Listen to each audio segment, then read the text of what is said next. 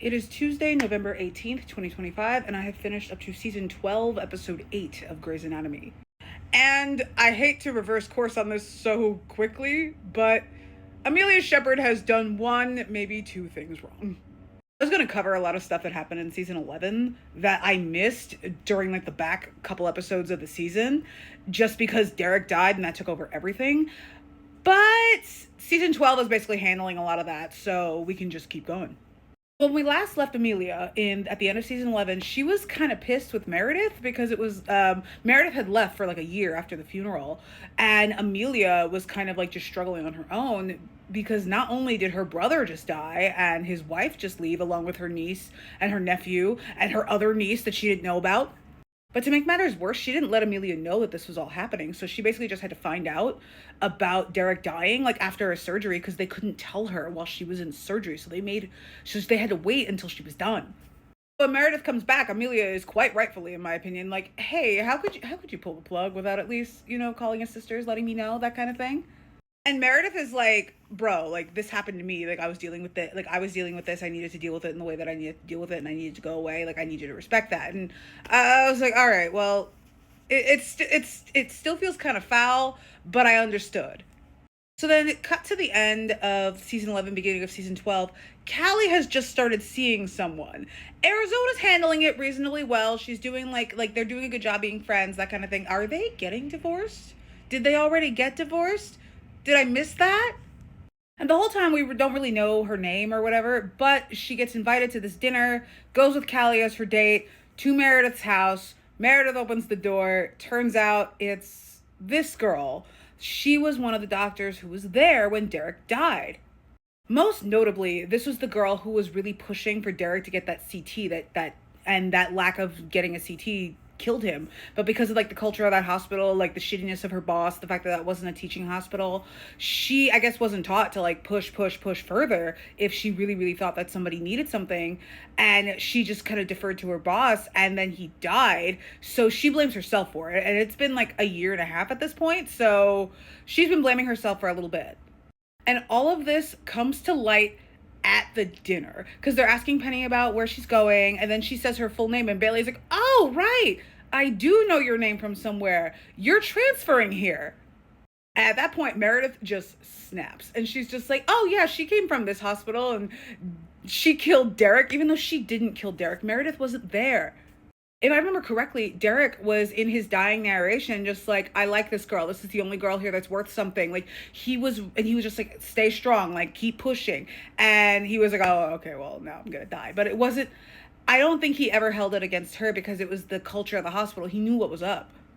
So then Amelia goes in on this woman, and she's just what were his last words? What did he say to you when you killed him? Girl, be so fucking for real. She's a resident. And Callie is hey, this would have been nice to know. And Penny was basically just girl, I didn't know if you knew him. It's a really big hospital. And Callie was yeah, I did know him. He was my friend. He was a part of this huge breakthrough that I made with prosthetic limbs and sensors in the limbs and all that stuff. So it kind of seems they're on the outs, but as of now, from what I can tell, they're still together.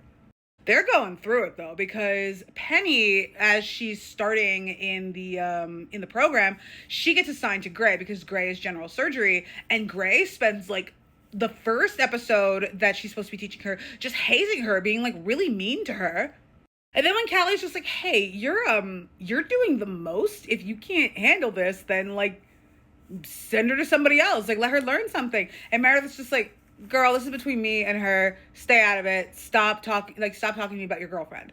But then Meredith relents, and she's basically just yeah, I'm gonna keep her close by. That way she doesn't hurt anybody else. Meanwhile, you don't know if she's a bad doctor or not. She had one bad night, or not even that. She was an assist on her one bad night that we know about. And then when Callie confronts her about sidelining her, Penny's just girl, Callie, let me handle this. Let me handle this. You're kind of embarrassing me. I need to be able to get through this. I can take her. And then Callie gets all huffy and walks away. And then Penny just looks at Meredith and she's no, what I meant to say by that is that I don't need Callie defending me. If you cannot teach me because of the stuff that happened, let me the fuck go.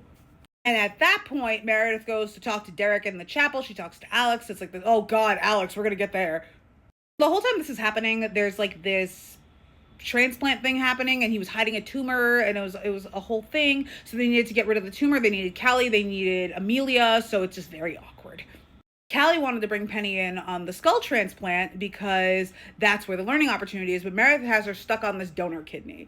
And Callie's like upset about it. And Penny's just like, this is when Penny's like, no, just let me handle it. But then when the donor kidney comes out and is about to go into the patient, Meredith's just like, Penny, take Joe's spot. You watch. And that's when Penny like starts to learn.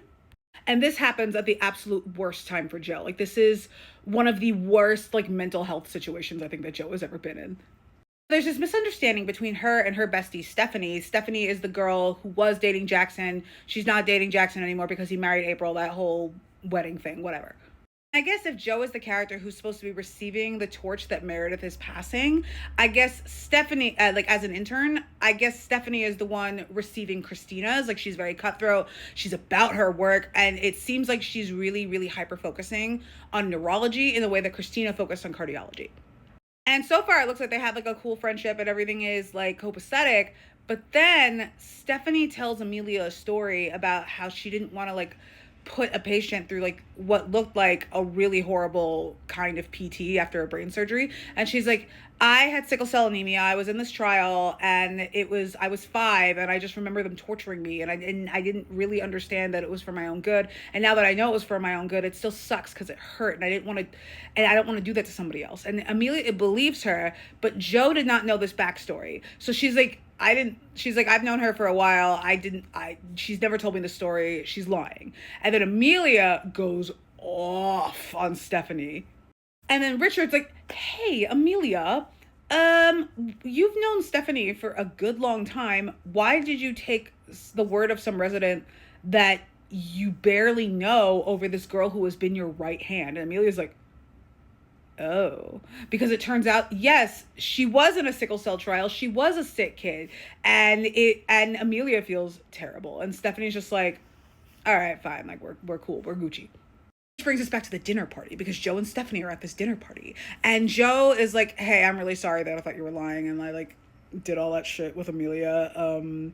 Can you forgive me? And Stephanie's just like, yeah, we're good. Like, you didn't know the story, whatever. And then Joe says something like, oh, I feel like I understand you a little bit better because, like, you've been through some shit, like, and I've been through some shit, so, like, I get it. Like, you were a sick kid, and, like, I was, like, a homeless kid, so, like, this is kind of how you are, the way you are. And Stephanie's just like, no, girl, you don't get it twisted. I'm just better than you. Christina in Switzerland heard, like, the shift in the force in Seattle from all the way across the world, and she's like, oh, girl, I'm so proud of you. So Stephanie and Joe are not talking for like a good little bit. So when Meredith pulls Joe off that surgery and lets Penny on, it's a good thing for Penny, but it's horrible for Joe. And you can see how badly it breaks her heart. And this is all culminating with the fact that Alex is just not prioritizing her the way that he should, because he's so focused on being Meredith's person, because he's kind of he's the only person left from Meredith's intern group. So like she's relying on him a lot for emotional support, but Alex has a girlfriend, and the way that his buddies treat Joe is just awful. There's this scene where it's Maggie and Meredith, and I want to say Amelia and Alex, they're hanging out in the living room, like they're just talking and they're like shooting the shit or whatever.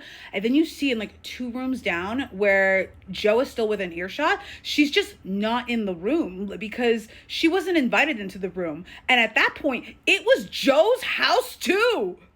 So this is just a horrible time for Joe.